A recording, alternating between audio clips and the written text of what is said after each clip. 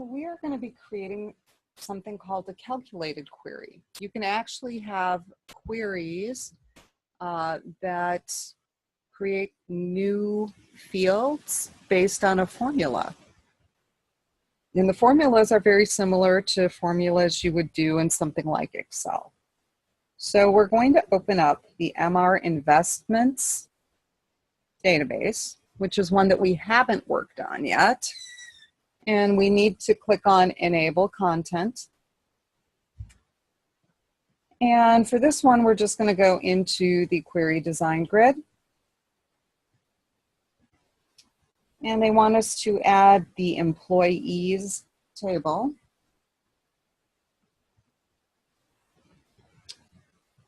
And then we're going to close. And I'm going to resize this just a little bit.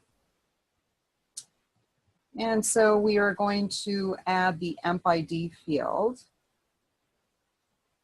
And then they want the first name and the last name, and the annual salary. And then in the next column, they want to calculate what the pension contribution is. And it is going to be 3% times the annual salary. So the way you enter these calculated fields is whatever you want the field name to be, you enter that first with a colon after it.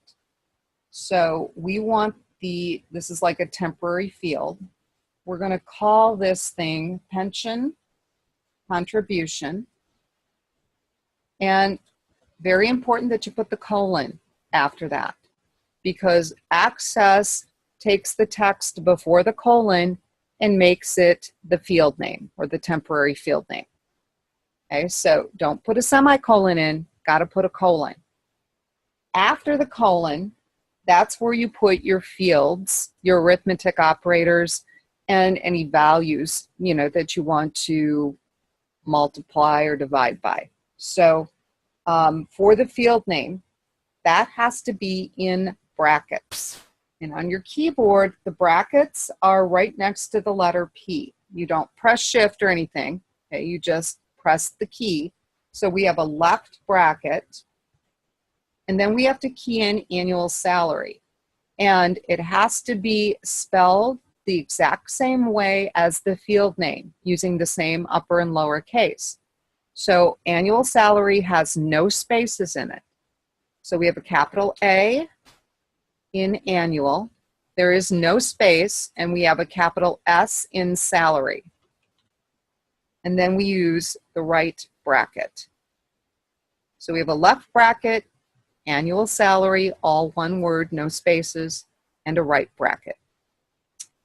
And then we have an asterisk for multiplication.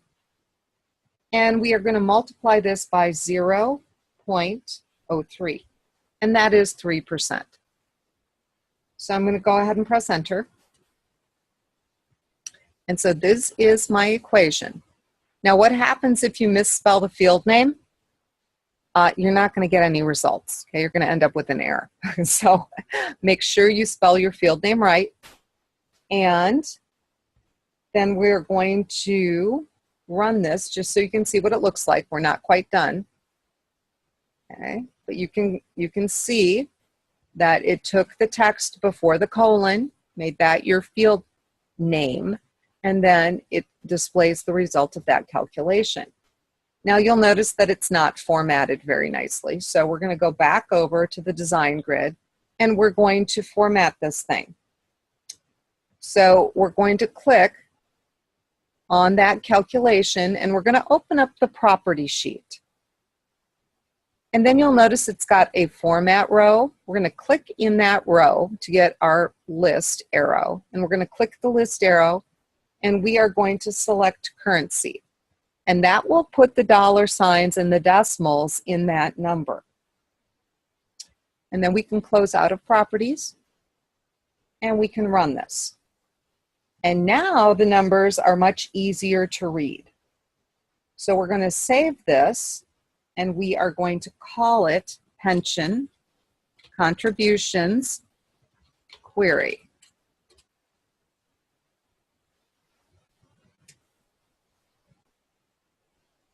And they want us to close it, but then they want us to open it again and modify it. So might as well just stay in here and go over to design view. They want a little different expression, it looks like. They want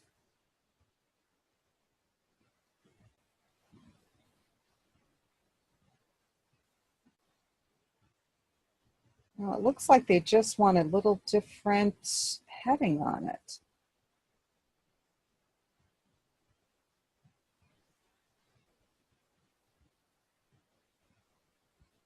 Oh, okay. They want us to actually change this.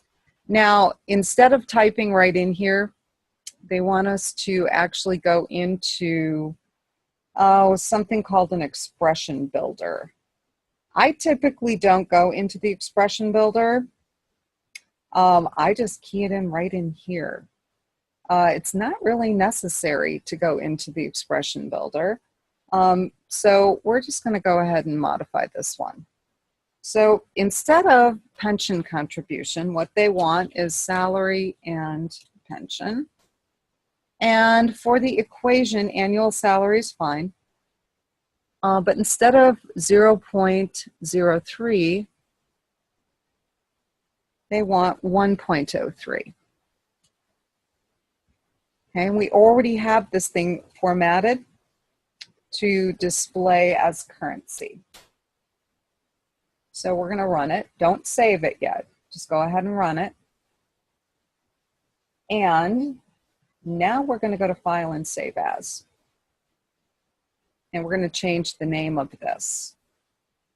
And we're going to call it Salary and Pension Query. Okay, that keeps our other one intact. So we still have the original one, and now we have the new one. So we're going to close this. And now we are done with this database. And then we are going to open up PackTrack. And in PackTrack, we are going to create a query that displays orders and total order amounts. So we're going to go into Create and go into Query Design. They want the product and orders table. And we'll close. And on our grid, we're going to add the product field. And then we're going to do order ID. Let's see. It's nice to see all of the fields.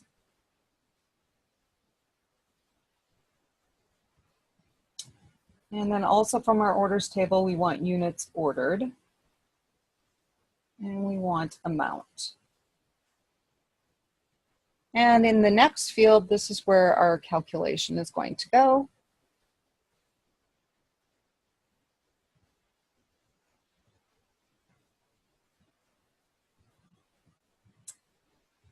And our calculation is going to be the amount times the units ordered.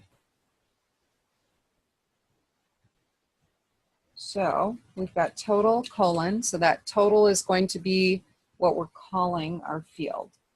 And because we're keying it in here, you would need to put it in brackets. Now, if you went into the expression builder, probably would not have to do that.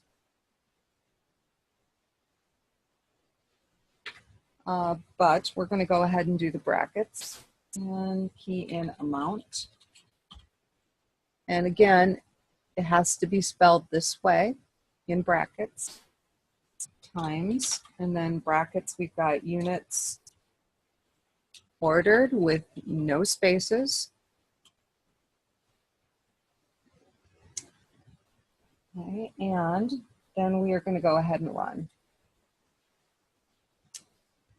Okay, and then you might be thinking, well, how come this one is formatted with currency and we didn't have to do it in properties? We took the amount, we multiplied by the units ordered, and it actually just took the formatting from amount and applied it over here. If it wouldn't have done that, then yes, we would have had to go into properties and select currency. And let's see, they want us to kind of best fit some of this. And then we're going to save. And we're going to call this units ordered total query. And at this point, we are done with this query.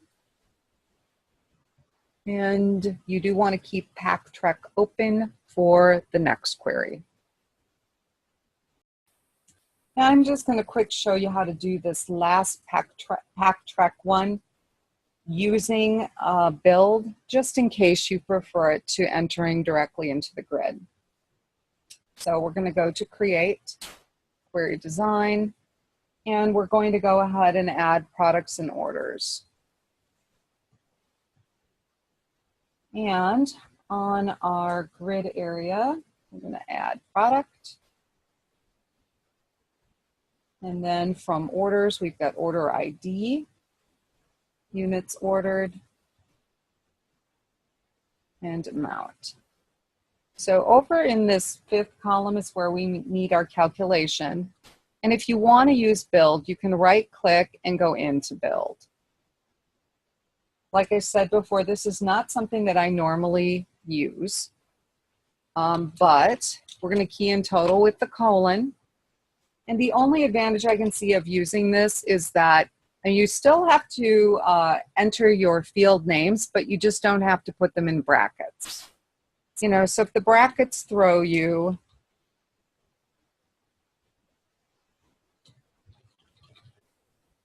this may be preferable, but you still have to spell your fields correctly.